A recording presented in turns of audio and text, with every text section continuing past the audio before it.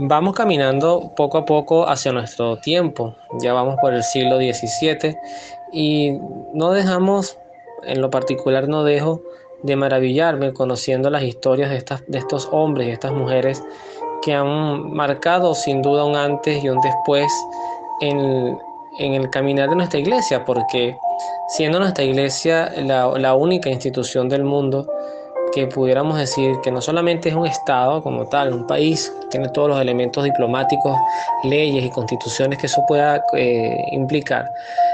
Sin duda, su caminar por los tiempos desde Cristo para acá prácticamente nos permite decir que es el principal testigo de hacia dónde ha evolucionado el mundo. Y Dios le ha guardado cada tiempo hombres y mujeres para justamente sostener la fe en los momentos de mayor debilidad. Francisco de Sales es una caracterización no de los santos que fundan, sino de los santos que inspiran. Por poner algunos ejemplos, nosotros conocemos mucho de Santo Tomás de Aquino, pero la fuente de Tomás de Aquino es de Santo Domingo Guzmán, la orden de los dominicos.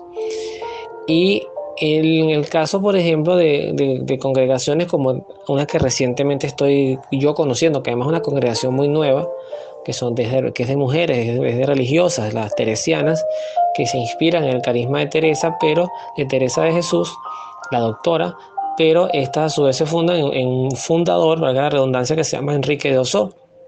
Y este santo, inspirado en los carismas de Teresa, pues funda una congregación educativa. ¿Por qué menciono esto? Porque vamos a llegar en algún momento a Don Bosco. Y cuando lleguemos a Don Bosco, si no me equivoco, más hacia el siglo XIX, Francisco de Sales va a tener un lugar muy importante en esa historia. Fíjense, por ejemplo, ¿quién fundó los salesianos? Uno diría automáticamente San Francisco de Sales, en mi ignorancia, pero no es así. Fue Don Bosco. Y es Don Bosco inspirado en la admiración a este santo. Hay aspectos que destacan en lo que es el plan de Dios y como siempre donde hay una posibilidad de vida, tiene que aferrarnos a la lucha de proteger esa vida. Eso no me cansaré de decirlo, a pesar de que haya circunstancias que te lleven a considerar otras cosas desde el punto de vista de salud, desde el punto de vista humano. Pero cuando una vida está allí, Dios no solamente tiene la capacidad de protegerla, de renovarla o de fortalecerla, como en el caso de Francisco de Sales, que fue un niño prematuro y eso tiene unas grandes implicaciones de salud, sino también, además de su vida, que el hecho del milagro de estar vivo es que para él también había un plan. Y ese plan pues no era otro que justamente inspirar, caminar y crecer en santidad. Un ser humano normal, un ser humano como tú y como yo. De hecho, cuando por ejemplo hablaba de un niño extremadamente inquieto que pareciera que tenía pulgas en la ropa, yo pensaba mucho en mi hijo y hoy los niños de por sí son muy hiperactivos. Es raro un niño que más no lo sea, pero uno que es un padre novato, y lo confieso, uno se estresa por cualquier cosa. Hay momentos que uno quisiera que estuvieran en silencio y no paran de hablar. Hay momentos que tú quisieras sentarte, verte una película y es imposible porque entonces quieren estar encima tuyo. Además que entonces no pueden ver todas las películas porque ahora no todas las películas son aptas para niños.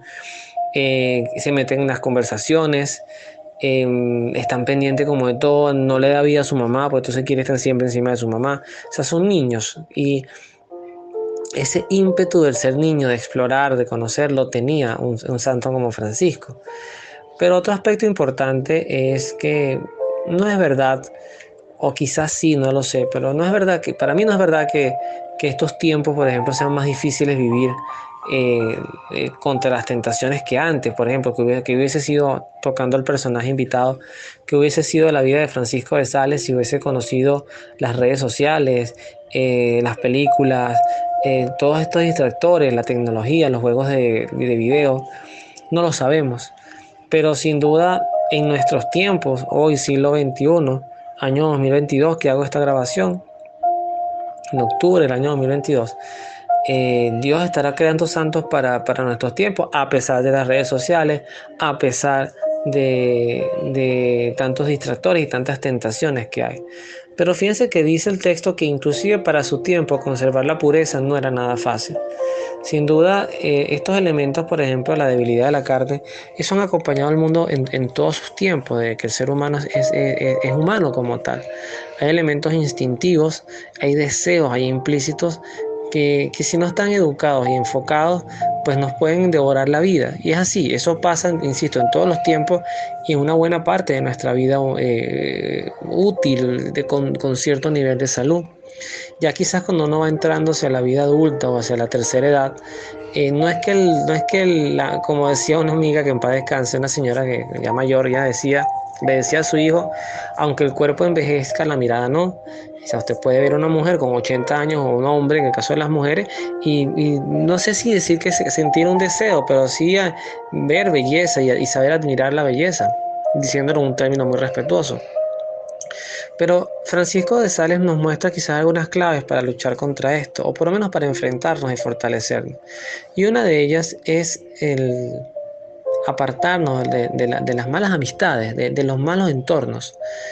Si por ejemplo, y es algo de cajón, dirían, si tú te la pasas metido en discotecas, bebiendo en esquinas, bailando con amigas, en tonos seductores, si se visten, sobre todo las damas, pero también los caballeros, siempre en un son de decir aquí estoy yo, mírenme, deséenme, y esto que no suene sexista, porque ahora todo esto hay que cuidar este lenguaje.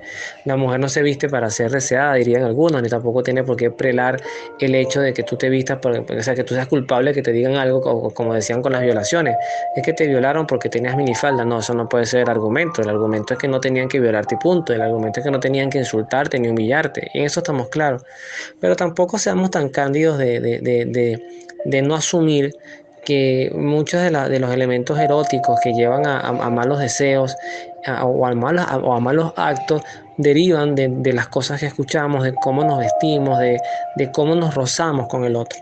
Entonces, en esto Francisco de Sales quizás nos advierte, nos dice que para no caer en esas cadenas de la impureza, del erotismo, de los vicios, lo mejor es apartarse. El mejor consejo y la mejor actitud que puede tener un cristiano ante la tentación es alejarse de ella, no luchar contra ella, porque somos débiles. Cristo lo dice, yo lo he dicho en otras oportunidades, cuando Cristo decía en Getsemaní, aunque el espíritu sea animoso, la carne es débil, y siempre la carne va a poder, muchas veces más que nuestro propio cuerpo, que nuestros propios deseos, porque son temas biológicos complicados.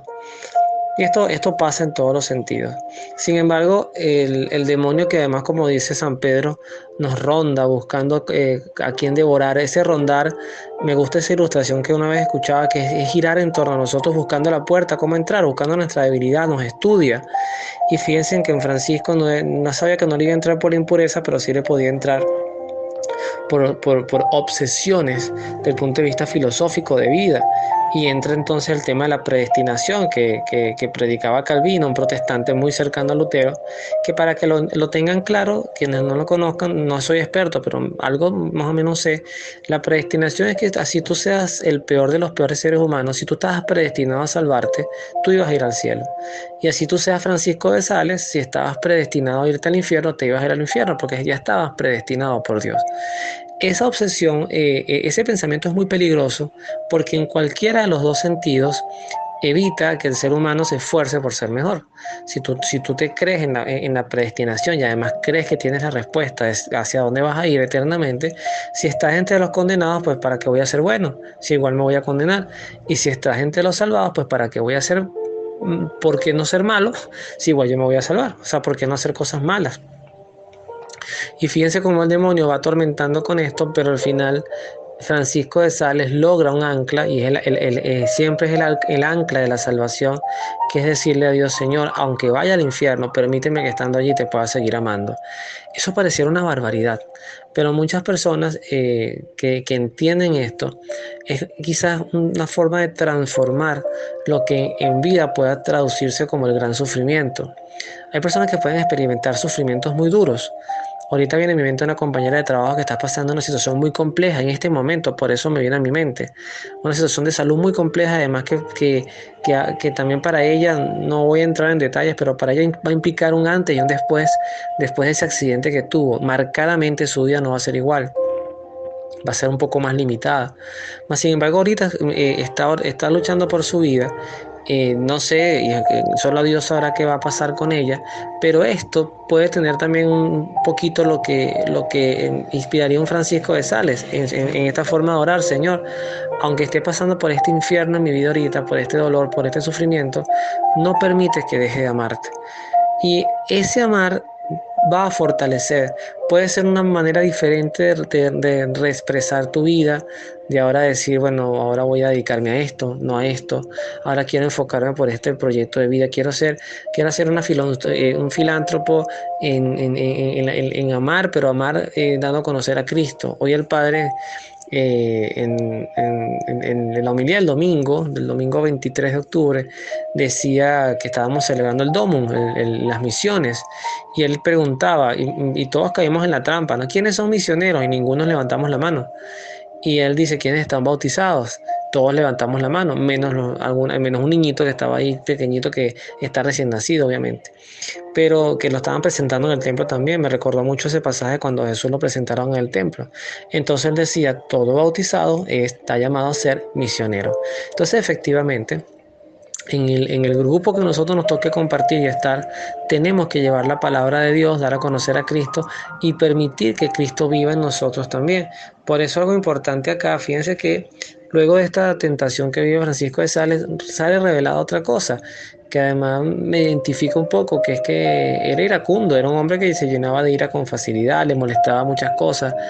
Mi esposa, pobrecita, anda luchando conmigo contra eso, porque es que no es que a mí me dé por ser agresivo, no es eso, sino que de verdad que hay cosas que me descolocan, y pareciera que yo no terminara de entender que, pues, que el mundo no va a ser como yo quisiera que fuese, y que las personas no van a ser como yo quisiera que fuesen. Las personas son como son.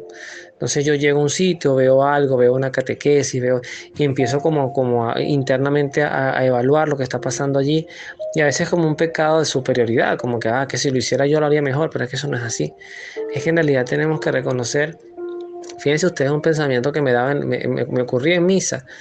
Veía uno de los muchachos que estaba en la catequesis, y lo veía un poco débil en la formación, es verdad, lo veía muy débil. Y quizás en mi arrogancia yo decía, bueno, yo lo haría mejor que él.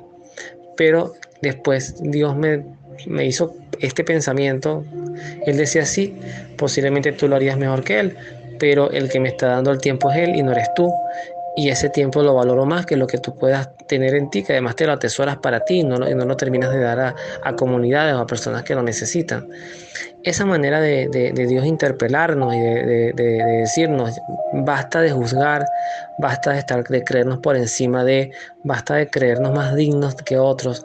Sencillamente ponte al servicio, cállate la boca y ponte al servicio de lo que te necesito. Y cuando te toque a ti, brilla, eso sí, brilla, ilumina el lugar. Pero cuando no te toque ser luz, sé el encendedor o sé el cable que permite que otras luces brillen.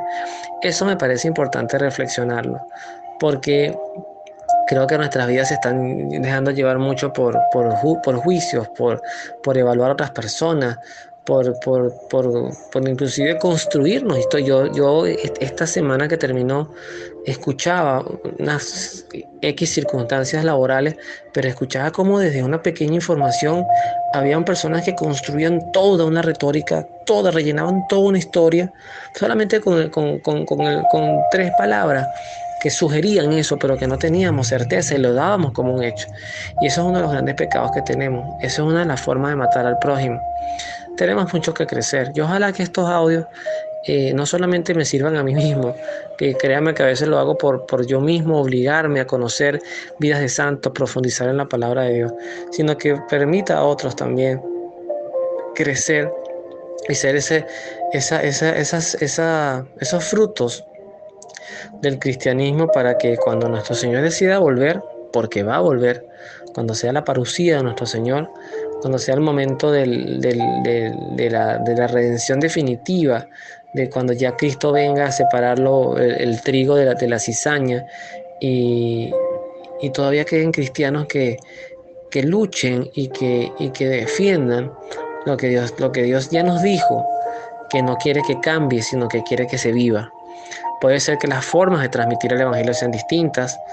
Como me decía un padre hoy, también me decía, es que antes las catequistas, cuando tienes catequistas muy mayores, puede ser que una agarre y le meta un cachetón a un estudiante porque así aprendió ella que se enseñaba la catequesis, o puede ser que se moleste, o puede ser que le grite a los niños porque así aprendió ella la catequesis. La forma de catequizar ahorita no es así. A los niños no les debes pegar ni les debes gritar, aunque sí debes tener un poco de autoridad. Eso está bien, cambias la forma, pero no cambias el contenido. No cambias el mensaje sigue siendo el mismo. Y el mejor método para transformar vidas, y esto no me cansaré yo de decirlo, es sencilla y simplemente recurrir a la palabra de Dios. A veces una catequesis no necesita tantos videojuegos, tantas cornetas y tantos cuadernos y tantos juegos y tantas dinámicas. Es desde la palabra de Dios bien meditada, contextualizada y centrada, es bien estudiada, tú puedes construir todo un jardín bien conectado de raíces, de formas de transformar la vida de los niños, hacerte interesante desde la palabra de Dios. Creo que Francisco de Sales nos enseña eso y al final con lo que termina su vida. Su vida humana, terrenal, termina con la que comienza la otra, con Jesús, predicando a Jesús y diciéndonos. Otra gran revelación para mí, porque yo conocía este pensamiento, pero no sabía que era de él, de ese tratado sobre el amor. Esa frase que dice, la medida del amor es amar sin medida. Del tratado del amor de Dios. Repito, la medida del amor es amar sin medida. Que Dios nos bendiga y que en especial por la intercesión de San Francisco de Sales, pues podamos tener esa cercanía con ese Dios que está vivo, que está presente en nuestros corazones y que es capaz de transformarnos y cuidarnos para que al final, como decía Francisco de Sales, en la eternidad podamos seguirle amando y con mayor profundidad que lo hacemos en esta vida. Que Dios los bendiga, nos vemos en la oración.